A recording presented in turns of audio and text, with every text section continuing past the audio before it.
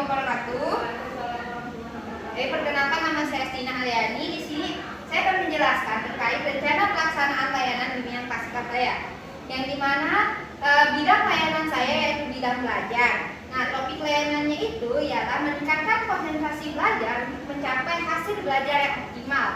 Nah, fungsi layanan yang saya ambil ini adalah pemahaman. Nah, tujuan umumnya itu agar peserta didik atau konselor itu mampu meningkatkan konsentrasi dalam belajar. Tujuan khusus yang pertama yaitu ada peserta didik atau konselor dapat memahami pengertian belajar itu apa sih. Nah, yang kedua itu peserta didik ataupun konselor mampu memahami faktor-faktor yang mempengaruhi konsentrasi belajar. Nah, yang ketiga, peserta didik dapat memahami faktor-faktor penyebab kesulitan dalam belajar. Dan yang terakhir, peserta didik dapat memahami cara untuk meningkatkan konsentrasi dalam belajar. Nah, SKKPD-nya yaitu saya ambil kematangan intelektual, yang dimana pengenalannya itu mempelajari cara-cara pengambilan keputusan dan pemecahan masalah secara objektif. Yang selanjutnya yaitu akomodasi. Akomodasinya itu yaitu menyadari akan keragaman alternatif keputusan dan konsekuensi yang dihadapinya. Nah, tindakannya yaitu mengambil keputusan dan pemecahan masalah atas dasar informasi data secara objektif. Baik, materi yang layanan saya ambil itu yaitu pengertian konsentrasi belajar, dan yang kedua ada faktor-faktor yang mempengaruhi konsentrasi dalam belajar, yang ketiga ada faktor-faktor penyebab kesulitan konsentrasi belajar, dan yang terakhir adalah cara untuk meningkatkan konsentrasi dalam belajar. Nah, sebelum kita memulai acara penjelasan ini, marilah kita sama-sama membaca Al-Basmalah dan Al-Fatihah. Bismillahirrahmanirrahim. Dan Al-Fatihah dalam hati. Baik, sebelum kita memasuki ke bagian penjelasan, alangkah baiknya agar kita makin bersemangat, marilah kita ice breaking terlebih dahulu. Baik, ice breakingnya itu ikuti saya ya. Buka tutup, bertepuk tangan. Buka tutup, tepuk tangan lagi. Digulung-gulung, baru tersenyum. Digulung-gulung, baru tertawa. Mungkin itu saya bersenyum. Baik, kembali lagi ke materi. Baik, materi saya yaitu meningkatkan konsentrasi dalam belajar agar mendapatkan hasil yang optimal.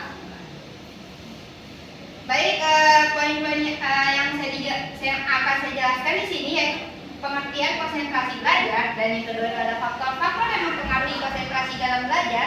Yang ketiga, faktor-faktor penyebab kesulitan berkonsentrasi dalam belajar, dan yang terakhir yaitu cara meningkatkan konsentrasi belajar. Baik, mulai dari sini pengertian konsentrasi belajar. Konsentrasi merupakan keadaan pikiran atau asosiasi terkondisi yang diaktifkan oleh sensasi di dalam tubuh. Untuk mengaktifkan sensasi dalam tubuh perlu keadaan yang rileks dan suasana yang menyenangkan, karena dalam keadaan tegang seorang tidak akan dapat menggunakan otaknya dengan maksimal karena pikirannya menjadi kosong. Baik, selanjutnya saya lanjutkan yaitu menurut Mulyana, konsentrasi belajar ini merupakan sebuah kemampuan akan pemahaman mengenai materi yang diperoleh dari hasil perhatiannya terhadap apa yang telah disampaikannya sebelumnya ataupun dengan hasil upayanya sendiri. Nah, faktor-faktor yang mempengaruhi kualitas belajar ini adalah pertama ada faktor psikologis, di mana di faktor psikologis ini terdapat motivasi dan bakat. Motivasi menurut Maslow dan Trianov merupakan unsur pergerakan atau suatu dorongan internal yang ada di dalam diri individu yang akan memberikan beberapa tindakan dan arahan terhadap individu tersebut untuk berperilaku atau mencapai sesuatu tujuan tertentu. Nah, yang kedua itu adalah bakat. Bakat ini merupakan sebuah potensi atau kemampuan bawaan yang dimiliki oleh individu. Namun ada proses yang masih memerlukan pengembangan dan latihan, karena bakat itu dipengaruhi oleh proses belajar. Bakat dapat dikategorikan sebagai kemampuan yang dibawa sejak lahir atau yang diperoleh selama perkembangan. Nah, selanjutnya yaitu adalah faktor-faktor yang mempengaruhi kualitas belajar. Nah, di faktor-faktor ini terdapat minat. Al-Mikwar mengemukakan bahwa minat itu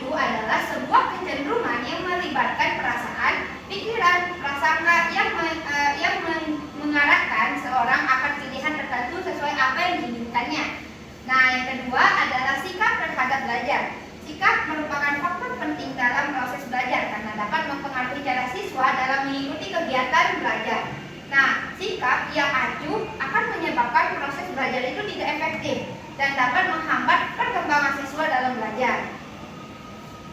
Baik, selanjutnya yaitu faktor fisiologis. Faktor di sini terdapat kesehatan. Kesehatan merupakan bekal yang penting dan dibutuhkan untuk meningkatkan konsentrasi belajar individu. Kondisi kesehatan yang tidak baik seperti sakit atau lelah dapat menyebabkan seseorang itu kesulitan untuk fokus atau berkonsentrasi dalam belajar. Beberapa hal seperti pola makan, tidur, suasana hati harus selalu dipertahankan.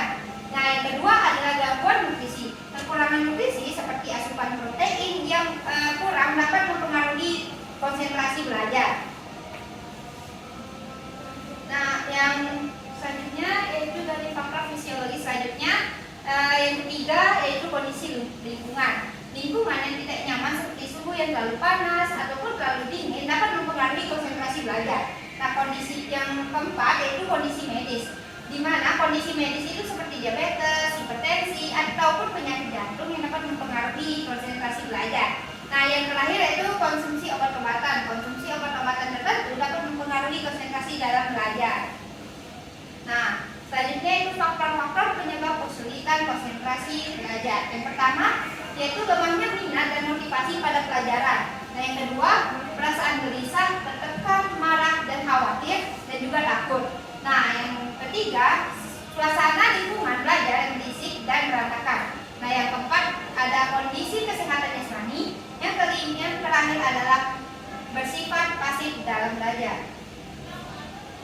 Nah, selanjutnya yaitu cara meningkatkan konsentrasi. Ada beberapa cara untuk meningkatkan konsentrasi belajar. Yang pertama, memberikan kerangka waktu yang jelas. Yang kedua, mencegah siswa agar tidak terlalu cepat berganti dari satu tugas ke tugas yang lain.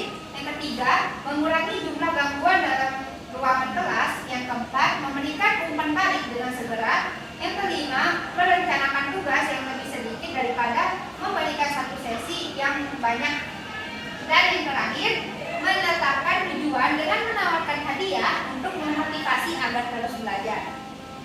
Mungkin hanya itu saja yang bisa saya sampaikan. Assalamualaikum warahmatullahi wabarakatuh.